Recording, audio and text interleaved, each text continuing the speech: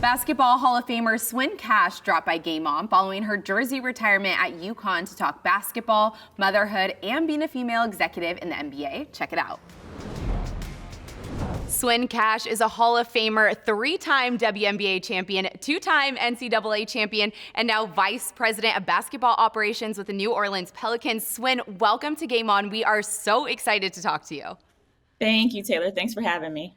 Well, your number was recently retired at UConn. Can you describe the moment when you saw number 32 unveiled in the rafters?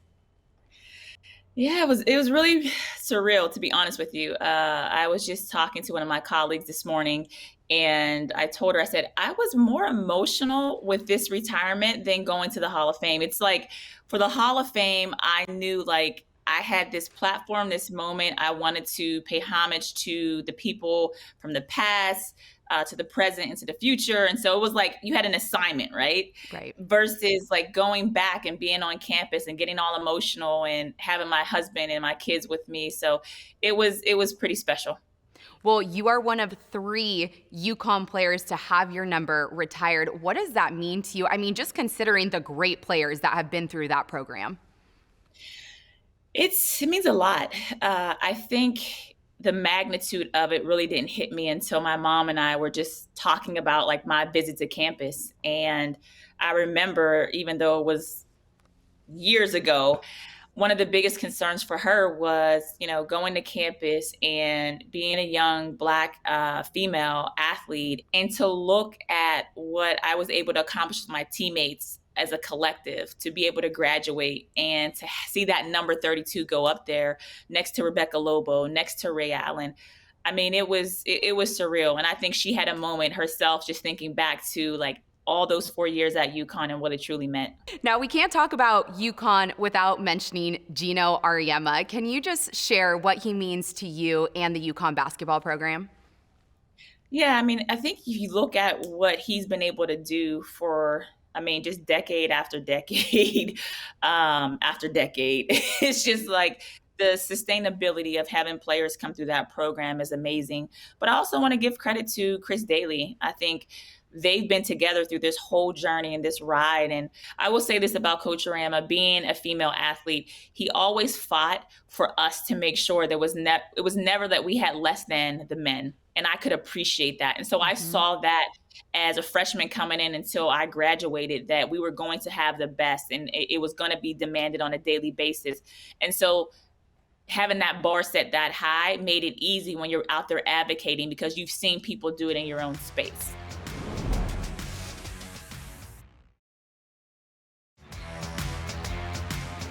We're here with 3-time WNBA champion Swin. You were inducted into the Naismith Hall of Fame in September, and I hear that there's an interesting story that happened on the day you got the big call. Can you tell us what happened? Yes, Taylor. Very fascinating story, and any mom can relate to this, I promise you. So I knew they were going to call at a set time. So my husband had the camera up, and we were just like, you know what? It could be a yay or a nay. So we're just going to do it as a family. My youngest son was home from school. He wasn't feeling too well. And so he's there. And the next thing I know, a couple minutes go by, John hasn't called yet. And I start smelling. I'm like, oh, no, you did not. And as any mom, you just jump in and you think, I can get this diaper changed before this call comes. Well, unfortunately, I didn't have that time, because as soon as I had my kids' legs up ready to go, John was calling. We hit the button and it's like, hey, John, can you hold on 1 second? Let me finish this diaper change before you tell me if I'm in the Hall of Fame or not. So my kids are my world. And of course, it would be one of them that has that moment that I'm sure he'll appreciate as he gets older. Oh, he certainly will. I feel like that's the most relatable, but also unrelatable thing in the world as a mom. Now, obviously, so much has changed since you started playing in the league. From your perspective, how far do you think the WNBA has come since you started playing in the league? It's come a long way.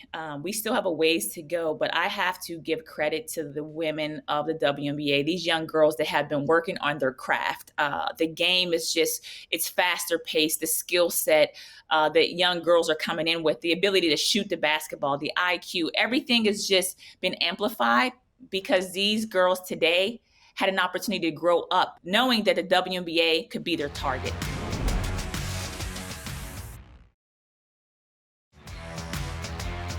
Joining us on Game On is Hall of Fame basketball star Swin Cash. Transitioning into your role now, VP of Basketball Operations with the Pelicans, what drew you to that role? I was lucky enough, Taylor, to have a support system of women in sports who understood what I wanted to do and gave me the real. We need the real action items of how do I get into C-suites? How do I get behind the camera and get this job on the business side, on the ops side? And so when I got here with the Pelicans, getting this role was so important, not just for myself, but I said I was not going to be the only one in the room. And so what I'm happy about is that we have continued to diversify our group. We have some of the highest number of women in basketball operations in the NBA in different departments. And that's what it's truly about. You know, people ask me all the time, well, what did you do to prepare for your role? Well, I played 15 years. I covered the NBA in media. I actually, for 15 years of my career, I work on the executive committee. So I've been through 2 CBA negotiations. And then, lastly, I actually did a lot of social responsibility and had a contract with the NBA. So there's not one way that you can get into a job, but my exposure to all these different facets of our game helped me be where I am today. You're an NBA executive and you have 2 young kids at home from one mom to another. How in the world do you do it? How do you do both?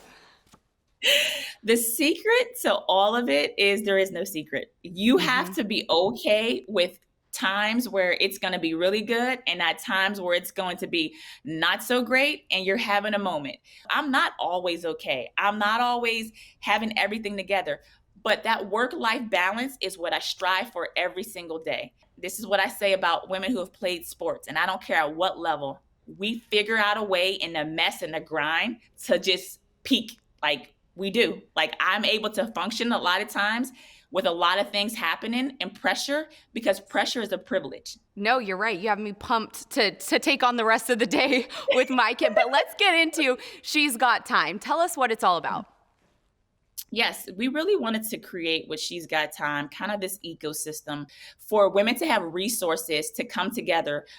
We're going to have kind of yearly summit. We're going to have opportunities to do storytelling. We're going to have opportunities for women to engage in smaller and bigger spaces to share information and opportunities. As I continue to have these conversations, I started talking to other women, other executives, whether it's the NBA or other executives in the NFL. And it was just like, we're not doing enough for me to have this intergenerational connectivity because we have the women who have blazed the trails and they may be a little bit older, but that information funneling down to some of our younger girls that are coming out of college that want to know what does an internship look like in analytics for me to grow and maybe do cap and strategy in the NBA. So what I wanted to do with some of our kind of collective group is figure out how women come together authentically and have the conversations and feel good about what we're doing and leaving a lasting legacy. For me, it's bigger than sports. This is a passion point for me. I can see it in your eyes, Taylor, for you as well. Like we all need that connective tissue. And so I'm here to put my fork in the ground and say, all right, ladies, let's, get information.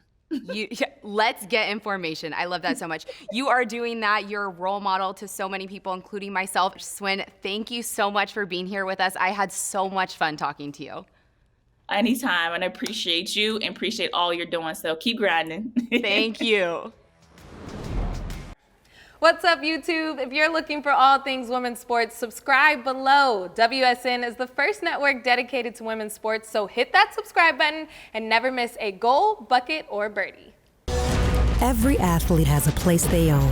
Let's go! The ring, the slopes, the barrel, the fairway, the field, and this court. And without a doubt, this court. She makes it! It's about time to welcome the first, the only That was awesome. Women's Sports Network. 24 hours a day, 7 days a week. Oh yeah, it's Game On.